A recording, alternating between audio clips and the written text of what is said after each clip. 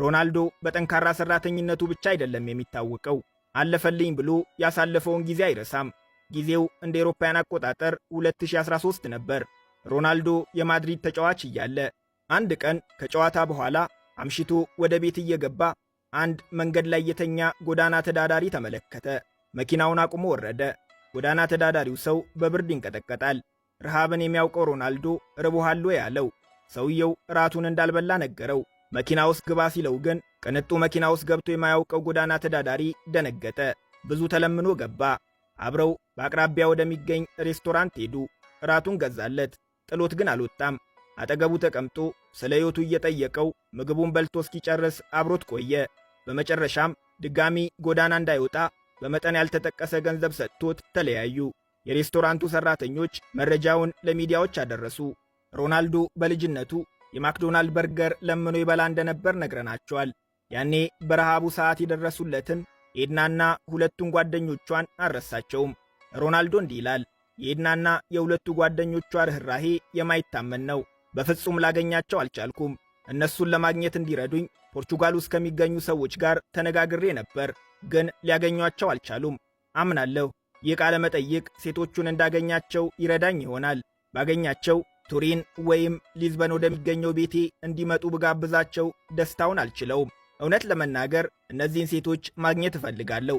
በፍጹም በማረሳው የሕይወቴ ክፍል ስለረዱኝ ላደረጉልኝ ነገር መልሼ የሆነ ነገር ባደርግላቸው ደስ ይለኛል ነበር ያለው።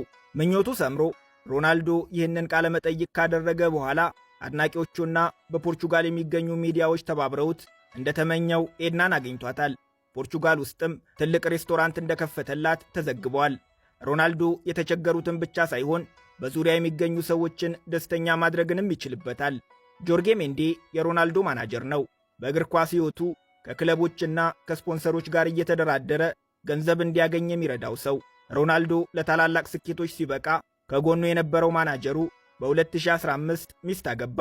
ሚዜው የነበረው ሮናልዶ ደስታውን የገለጸው በስጦታ ነበር። ታዲያ መኪና ወይም ቤት አልነበረም የሰጠው፣ ግሪክ ውስጥ የሚገኝ ሙሉ ደሴት እንጂ። የደሴቱ ዋጋ በግልጽ ባይጠቀስም ከ10 ሚሊዮን ዩሮ ሊበልጥ እንደሚችል አብዛኞቹ ሚዲያዎች ዘግበዋል። በኮቪድ-19 ወረርሽኝ ወቅት በፖርቹጋል የሚገኘውን CR7 የተሰኘውን ሆቴሉን ለጎዳና ተዳዳሪዎችና ወረርሽኙን ፊት ለፊት ሆነው ለሚጋፈጡ የሕክምና ባለሙያዎች ማረፊያነት በመፍቀድም በደጉ ዘመን የደገፈውን ሕዝቡን በክፉ ቀን ከጎኑ በመሆን አለኝታነቱን አሳይቷል። ሮናልዶ በሰውነቱ ላይ ምንም አይነት ንቅሳት እንደሌለው ይታወቃል። የእግር ኳስ ተጫዋቾችን ጨምሮ አብዛኞቹ ዝናና ገንዘብን ያገኙ ወጣቶች መነቀስ ያስደስታቸዋል። ንቅሳቱ ቢያምርም ከንቅሳቱ በኋላ በሚኖሩ ከ6 እስከ 12 ወራት ባሉ ጊዜያት ውስጥ ደም መለገስ አይችሉም። ከንቅሳቱ ጋር ተያይዞ የሚመጣ ኢንፌክሽን ወደ ደም ተቀባዩ ሰው እንዳይተላለፍ በሚል ሮናልዶ ታዲያ ለዚህን ያህል ጊዜ ደም ሳይለግስ መቆየት ስለማይፈልግ ሰውነቱ ላይ ንቅሳት የለውም። ሮናልዶ ላመነበት ነገር የሚኖርም ነው። ለአውሮፓውያን አቆጣጠር በ2018 ከፍተኛ መጠን ያለው የስፖንሰር ገንዘብ ቀረበለት። የገንዘቡ መጠን የሚያጓጓ ነበር። እሱ ግን አልፈልግም ሲል የስፖንሰርሺፕ ጥያቄውን ውድቅ አደረገው። ገንዘቡን ያቀረበለት የአልኮል መጠጦች አምራች ድርጅት ነበር። ሮናልዶ ደግሞ ከአልኮል መጠጦች ጋር የመረረ ጸብ አለው። ሳይጠግበው በወጣትነቱ ያጣው አባቱ ከዚህ ዓለም በሞት የተለየው በአልኮል መጠጥ ምክንያት በመጣ የጉበት ሕመም እንደነበር ይነገራል። በዚህ ምክንያት የቀረበለትን ጥያቄ ውድቅ አደረገው። ራሱም ቢሆን እንኳንና አልኮል የለስላሳ መጠጦችን ጠጥቶ አያውቅም። ይህንን ሰኔ 15 ቀን 2021 ፕሬስ ኮንፈረንስ ላይ በግልጽ አሳይቷል። በዕለቱ ሮናልዶ ጋዜጣዊ መግለጫ ለመስጠት አሰልጣኙን ተከትሎ መድረክ ላይ ወጣ። ጠረጴዛው ላይ የዝግጅቱ ስፖንሰር የሆነው የኮካ ኮላ መጠጦች 2 ጠርሙሶች በአሰልጣኙ፣ 2 ጠርሙሶች ደግሞ በሮናልዶ ፊት ተቀምጠዋል። ሮናልዶ የኮካ ጠርሙሶቹን ከፊቱ አንስቶ ከካሜራ እይታ ውጪ ካደረጋቸው በኋላ ውሃውን ከፍ አድርጎ አጓ አለ። አጓ በፖርቹጋልኛ ውሃ እንደማለት ነው። በዚህ ምክንያት ብቻ በዕለቱ በነበረ የስቶክ ገበያ ኮካ ኮላ $4 ቢሊዮን ኪሳራ ደረሰበት።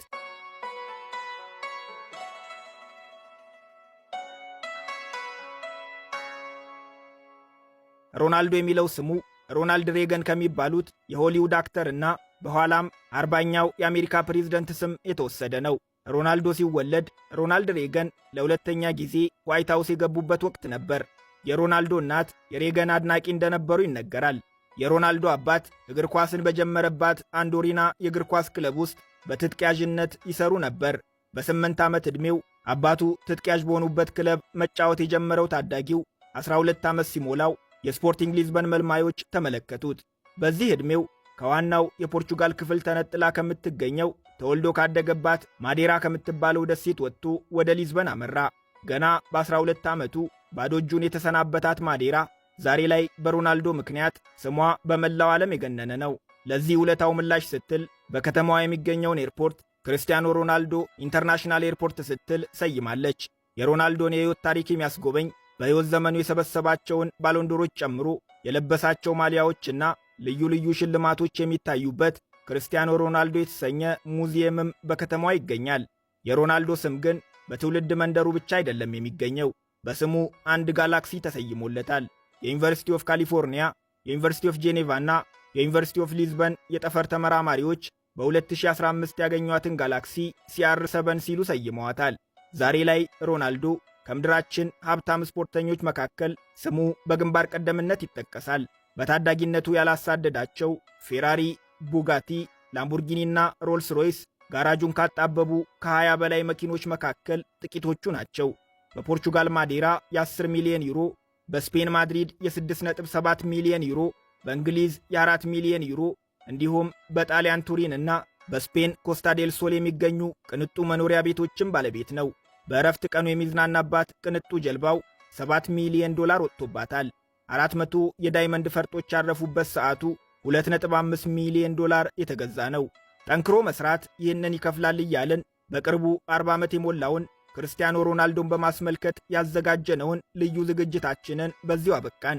አብራችሁን ስለቆያችሁ እናመሰግናለን።